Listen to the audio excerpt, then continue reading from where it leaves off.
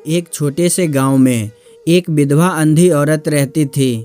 उसका एक बेटा था जिसके पालन पोषण करने की सारी जिम्मेदारी उसके कंधों पर थी।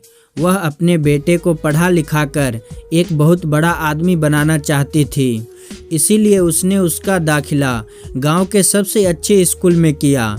वह दिन रात मेहनत करती ताकि बेटे की स्कूल की फीस दे सके।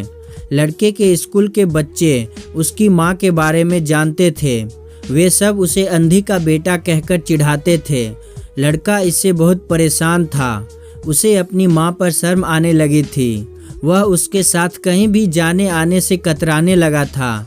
जब लड़का बड़ा हुआ तो उसी शहर में अच्छी नौकरी लग गई। उसने अपनी माँ से वादा किया कि शहर में मकान लेकर वह उसे लेने आएगा, लेकिन वह शहर गया तो फिर लौटकर वापस नहीं आया। उसकी अंधी माँ उसका इंतजार करती रह गई।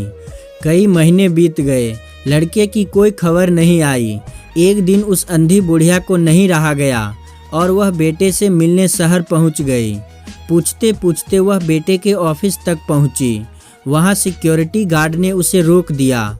अंधी औरत ने गार्ड को अपने बेटे का नाम बताया और बोली, उसे जाकर कह दो कि गांव से कोई मिलने आया है। गार्ड ने जाकर उसके बेटे को बताया।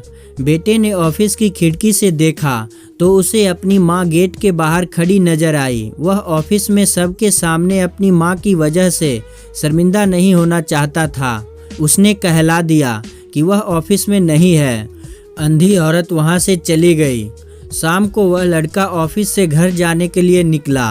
रास्ते में एक जगह काफ़ी भीड़ जमा थी। वह अपनी गाड़ी रोककर भीड़ के पास पहुंचा और तो बीच सड़क में अपनी मां को मरा पाया। उसके हाथ में एक चिट्ठी थी जिसमें लिखा था, बेटा, बड़े दिन हो गए थे, तेरी कोई खबर नहीं मिली। चिंता हो रही थी, इसीलिए तुझसे मिलने चली आई। तू तो अब बड़ा आदमी बन गया है। तुझसे मिलना अब शायद मुझ गरीब की किस्मत में नहीं, लेकिन मैं बहुत खुश हूँ तेरे लिए। तूने अपना ही नहीं मेरा सपना भी पूरा किया। मलाल है कि तेरी तरक्की नहीं देख सकी। काश बचपन में तेरी आंखों में सरिया ना घुसा होता और मुझे तुम्हें अपनी आंखें ना देनी पड़ती, तो तेरी तरक्की अपनी आंखों से देखकर सुकून से मरती। तेरी अंधी माँ। ये पढ़कर लड़का फुट फुट कर रोने लगा। जिस अंधी माँ पर उसे शर्म आती थी, उसने उसके लिए इतना बड़ा बलिदान किया था। वह आत्मग्लानि से भर उठा और जिंदगी भर खुद को माफ़ नहीं कर पाया।